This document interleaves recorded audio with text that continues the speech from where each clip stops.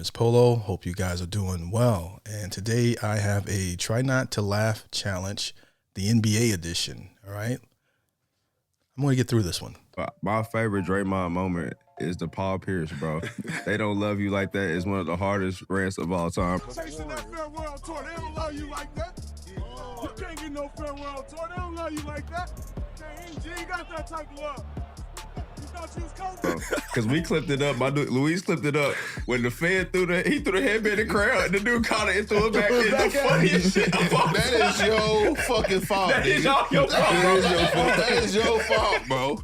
Man, when I said that, though, number one, I didn't know everybody would hear it. Draymond is, I guess he's more than just wild as far as his antics in the way that he plays, meaning that the suspicious, weird fouls that he does and plays that he does on players, but also I guess he does it verbally too. He pissed me off, man. Like at that time, he had just came over to the Clippers, and we had a thing with them. Like, it was beef, and so he come over and he on the bench and he like, cook him, BG. Talking to Blake. He too little, BG. And that's my biggest pet peeve. Don't fucking call me too little. Like, my height is my height. There's what. And so, he's talking back, like, and we come down, and so Blake catches it on the mid post, he face up, and he shot faked me, and I fucking jumped for it. And like, why am I jumping for a Blake Griffin? and so it really pissed me off because I'm like, now you got me off. You got to put some respect on Blake Griffin in his prime name. I don't know if that's what he was playing, but I had a question for you guys. Who's more emotional in the court, Green or Rasheed Wallace? All right, because he was always yelling. We never know what he was saying, but we always see Green screaming at the refs or at other players. Rasheed Wallace to a degree as well. My square, you got me jumping at a Blake Griffin pump fake. And I'm just like, bro, shut up. Like, you ain't like that. Like, you chasing this farewell tour, and you ain't like that. And, the reality is, you don't get a nickname like the Truth if you're not like nice. That. So Paul Pierce is nice. However, oh yeah, he was. With Kobe passing away, that statement, it did not age like spoiled milk. Yeah. Because we saw the magnitude of Kobe once he passed. Yeah. Like, the world stopped. Literally. And so it's one of the few celebrities that I actually cried when they passed. And I think it was, I don't cry like when people I don't know, but, with his kids and I remember having his poster when he was a rookie. I'm not even a Laker fan. Someone just gave it to me. I didn't even know who he was at the time. It was Kobe.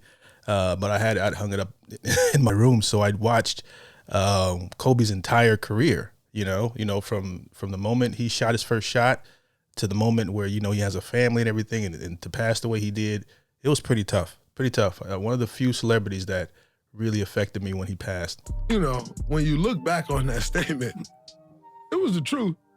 Nah, you speak the gospel. We didn't say he was lying. It was funny than a motherfucker. He crazy as hell, man. I was like, damn, when he said it, I was like, that nigga crazy. Imagine you giving a fan, hey, so you walk through the tunnel and they be like, nah, that's crazy. And for him to catch it was going to somebody else, and he was like, nah, get this shit out of here. Why'd you throw your sweaty jersey on me? That's why I said, nah, it's up for Draymond. Draymond's an asshole. When I got on the team with Kobe, every year, like I told you, we added Brian Shaw, J.R. Ryder. And then the next year we added Lindsey Hunter and Mitch Richmond. Two nice players to that Laker team. Even later on when I started coaching and Ron Artest came to the Lakers, the first thing that Kobe would tell Phil is, when we start scrimmaging, put me on the other team, because he needed to establish the pecking order. This is my shit, and I'm gonna let you know that this is my shit. So I remember that mindset is just what made him so entertaining to watch.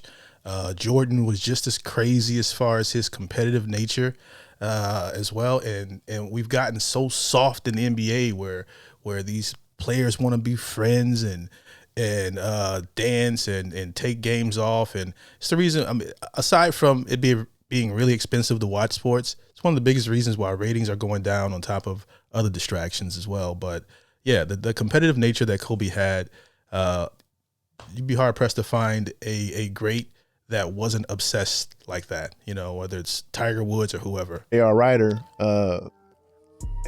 scored on Kobe and was talking shit one day in practice early in that season. Wrong thing. So Kobe said, me and you after practice, one-on-one. And so Phil stopped practice. And then we all just went and sat on the side and watched them two play one-on-one. Oh. And Kobe and J.R. Ryder could hoop. He could. And Kobe ate his ass up. He chewed him up. And so we were sitting on the sideline, and Horace Grant, I remember going, "Be careful what you ask for." And he got so mad that he came over the sideline, fist balled up, all swole up. He was like, "I'll beat all y'all asses," because he was so embarrassed, you know. But that's what Kobe did that with Artest. He did that with Mitch Richmond. He did that with Lindsey Hunter when he came.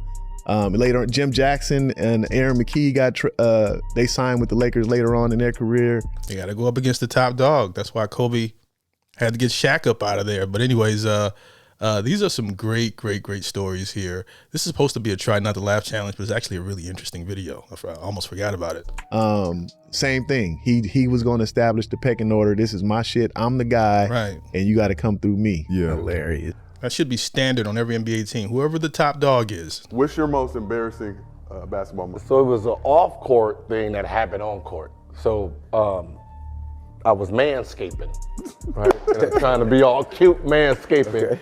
And it was a rusted razor. So I got these like black kilos on the side, right? So the team doctor gave me some little medicine to put on the sides to burn them off. It's like in 3 days, they'll burn off.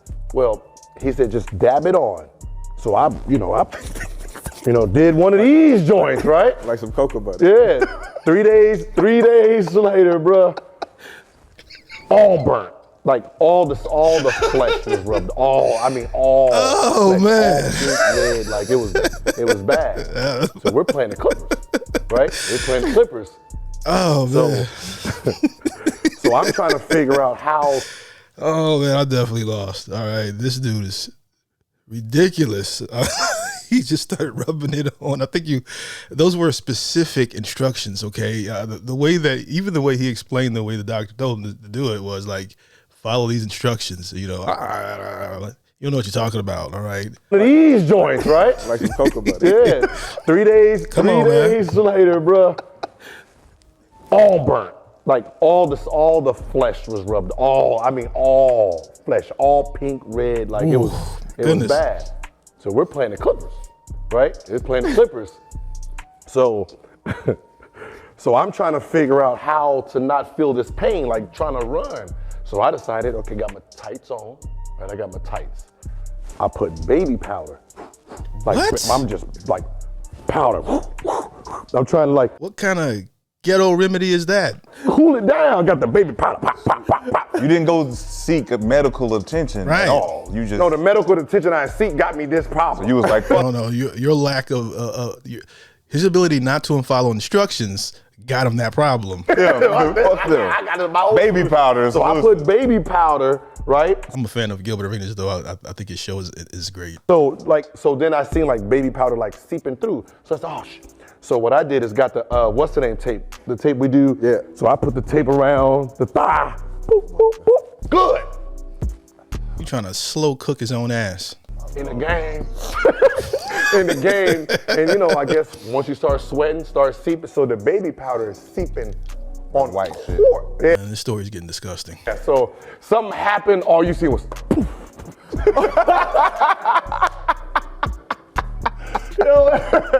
Hey man, they had to stop the game, man, clean up the floor, man. I had to go in there, change the tights and all of their baby powder, slipping everybody. You was doing the LeBron? I hit the LeBron, and LeBron. Oh my God. Swear to God, man. Over here with seasoned thighs. That was the most embarrassing thing ever, man. Just imagine you get hit and just white stuff. What I liked about him though, he talked shit from day one. Remember one day we was in the game, me and him talking shit on the bench. I'm trying to talk shit. He talking shit to me. He on the court. He look at me like, shut your ugly ass up, motherfucker. I'm like, get your money up. He said, what? You got money? Get your shit straight. I said, damn. I looked at, I couldn't even say that. He ran down the court. I tried to go to the end of the bench. He's like, I ain't talking to you. I ain't talking to you. I told you, this nigga dangerous. And then he got paid. I said, oh, I gotta eat that word. God damn, he got more money than me. Nah, shout out to you, bro. You been that. That's why when I see it on the court, I'm like, no, that's him, bro. That ain't before he got money championships. That been him. He's a starter. I appreciate it. All right, speaking of MJ, you talked about y'all being one of the last teams to beat a Michael Jordan team in that 95 year. Y'all went to the finals. He came out of retirement that season. So I thought he was going to be the future, like early on in his career to me, really great offensive player, but I really thought that he was going to be like that dude. What was that like, the conversations knowing y'all playing against the Bulls, MJ coming out of retirement, y'all got Penny, Shaq, and this is the GOAT in MJ. What was that conversation like when y'all was playing against that Bulls year team? I mean, we were the number 1 seed in the East. So, and he had missed most of that year. He was still playing baseball, hadn't come back from playing baseball or whatever yet. And so we felt with him or without him, our record indicated we were exactly where we needed to be, number 1 seed in the East going into the playoffs. And so once we got to him, obviously he came back and he started playing. He was wearing number 45. So it wasn't the same. Didn't him and Deion do the same thing? Like they both played baseball and were pretty good at it. I don't know how good Michael Jordan was, but I heard Deion, if that's the one, that he was pretty decent. Right. MJ, yeah. And his timing was a little off. He was a little more rusty. And I remember, and a lot of people may not know this, but within that series, I think after game 2, when we went to Chicago, it was maybe game 2 or game 3, we played the first 2 at home.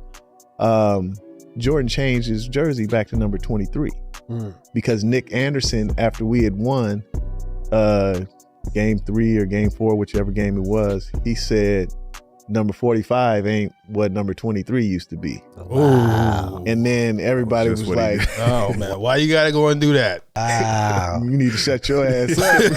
Right. Because he can, I mean, he wasn't far off. Yeah. And so then when we got back to Chicago, he came out in number 23. And I don't even know if you could really do that. Yeah. Change numbers, Oh, Mike probably could. Because I know when you apply for a different number, you got to do it like the year before, to be able to do that. But he changed back to number 23. So when we came out, at first it was like, oh, shit. That 22 just. One thing you got to love about Mike is he always rose to the challenge. He didn't back down from anyone. And if you were better than him, he would just keep working on it until he beat you. He didn't make any excuses. He didn't try to join any other teams or anything like that. He was just a winner, and we just don't see that level of in the NBA. We don't see that level of commitment. We haven't really seen it since Kobe. I think Kobe was like maybe the last of the Mohicans. I don't know. You guys let me know who still has that heart, that's left in the NBA today. And so then when we got back to Chicago, he came out in number 23. And I don't even know if you could really do that. Yeah. Change numbers, because I know when you apply for a different number, you got to do it like the year before, to be able to do that. But he changed back to number 23. So when we came out, at first it was like, oh, shit. Yeah, he probably went off. That 22 just looked different. Like, oh, he Jordan again. Yeah. That's Jordan again.